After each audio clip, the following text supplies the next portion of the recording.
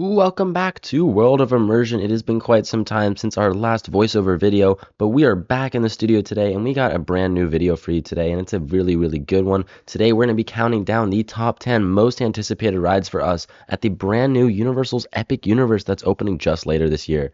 Now, this park has a stacked lineup of rides, everything from Harry Potter to the world's first Universal Monsters themed land. There is a ton to go over, and we got a long video ahead of us. So be sure to hit that subscribe button so you never miss when we have brand new content on our channel.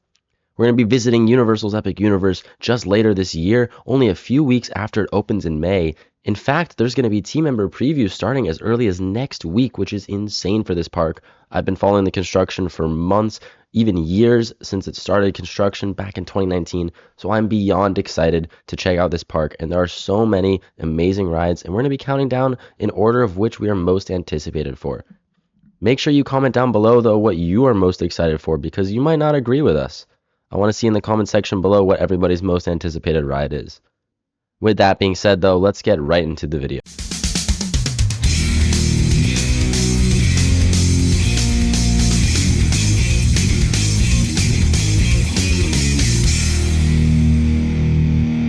Now, starting off at number 10, this should be no surprise to anybody, is the Constellation Carousel. Now, this is not just a generic carousel. Instead, this one is an indoor carousel, and it looks like it's a very cool ride system. It's a little more unique than a normal carousel. However, that being said, it is still a small family flat ride, so it had to come in the lowest place on this list. That's not to say it's not going to be a great ride for families and for kids, and I definitely would recommend checking it out if you're visiting the park and you've got some little kids with you. This might be one that we would end up skipping, though, unfortunately. Coming in at number 9 is probably a ride that we're going to end up skipping when we go, and that is Yoshi's Adventure. And that's not to say it's going to be a bad ride at all. However, we have been on it over in Japan. It is a cool ride, except it is much more geared towards kids.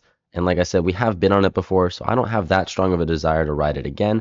I think we're going to try to spend our time riding the rides that we haven't ridden yet, such as all the other attractions on this list. But with that being said, it's still going to be a great ride for families, and it's a nice solid little supporting dark ride to have in the park. Coming in at number 8 is yet another flat ride, and that is Dragon Racers Rally. Now, I've personally never been on one of these flat rides, and these look insane. It's so cool. You get to choose how much you flip. You spin your own ride vehicle yourself, and these look insane. I think it's amazing that they chose to do 2 of these rather than just 1, so the capacity is a lot higher. The theming looks amazing with the dragons on the other end of it as well. And this ride, I'm just super excited for. Like I said, I've never been on one of these before, and I'm super excited to check out how it feels and how it rides. Coming in at number 7 is the only other ride on this list that we have also been on, and that is Mario Kart Bowser's Challenge. We have that actually at our home park here at Universal Studios Hollywood, so this also might be one of those rides that we do end up skipping. Not because it's a bad ride at all, but like I said, we have already been on it, so we don't have that much of a strong desire to ride it. We're going to try to spend our time focusing on all the other major attractions in the park.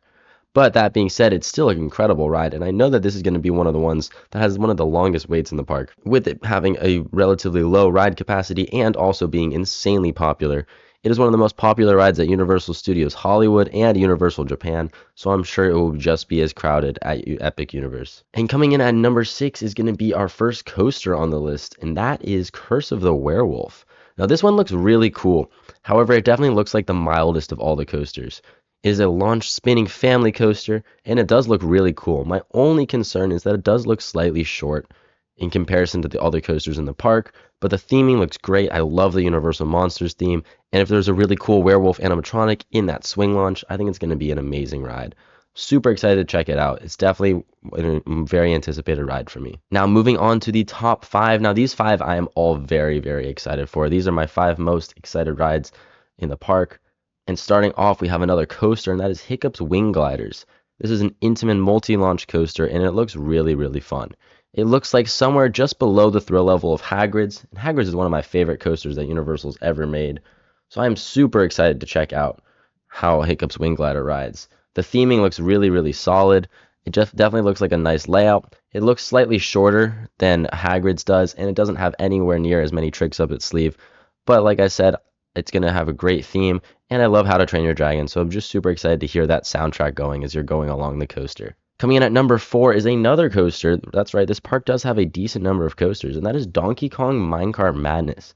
Now, this ride is one that I've been so excited for since they announced it, It is one of the coolest ride systems of all time, where it looks like you're riding on a separate track, but then you start doing jumps and stuff. It just opened in Japan, and while the thrill level doesn't look too crazy, it definitely looks like a really immersive experience, and I'm super excited to check out how it rides. I wonder if you're going to really feel like you're riding on those other tracks, or if it's not going to feel anywhere near as immersive as it looks. But like I said, I'm just super excited to check out this ride, and it's one of the ones in Super Nintendo World that we don't have here in Hollywood. So I'm super excited to check it out. Now, moving on to the top three. These three were so hard to put in order of which I was most anticipated for because they all look incredible. These are by far the most anticipated rides for me in the park and some of the most anticipated rides in the world for me. And starting off this list at number 3 is actually going to maybe be a surprise to people. This is the most thrilling coaster in the park. The most thrilling ride in the park overall, actually, and that is Stardust Racers. Now, this being at number 3 shouldn't mean anything to anybody. This is still going to be one of the most incredible rides in the entire resort. It looks like one of the most thrilling just behind Velocicoaster. The dueling aspect looks amazing. Some of those inversions look insane. I believe it's called the Constellation Roll, the one where it twists over the other ride vehicle. Looks incredible, and I do believe it's going to have onboard audio as well, which always makes a ride significantly better. Overall, this just looks like a fantastic all-around package, and its lighting system at night looks incredible, with each ride vehicle looking like comets shooting through the sky. I love the theme of this. I love space-themed coasters, and I think it's awesome that they went with an original theme with this attraction. I think it's really cool that the entire front entrance area and main hub is all original theme. I think that's amazing. I think more parks should be doing that.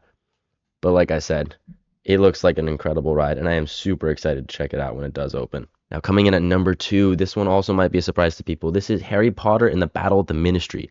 Now, this looks like by far the most innovative ride in the park. It's the one that we know the least about. It's a brand new ride system that looks incredible.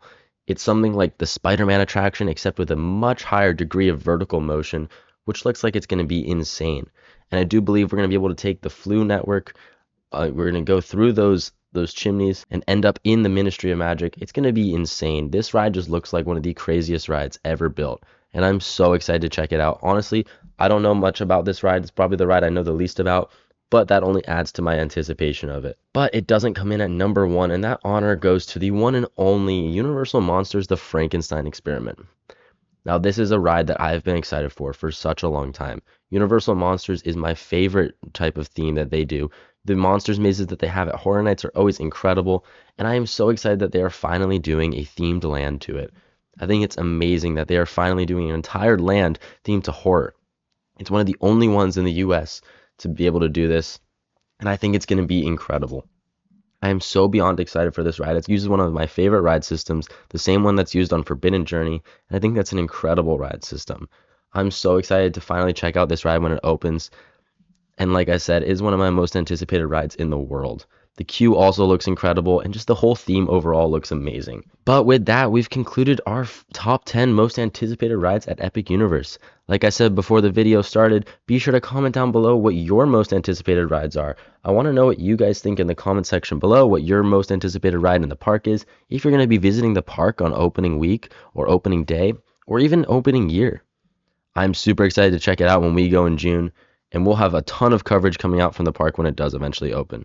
Thank you so much for watching World of Immersion today. Be sure to hit that subscribe button so you never miss when we have brand new content, and we'll catch you in the next video.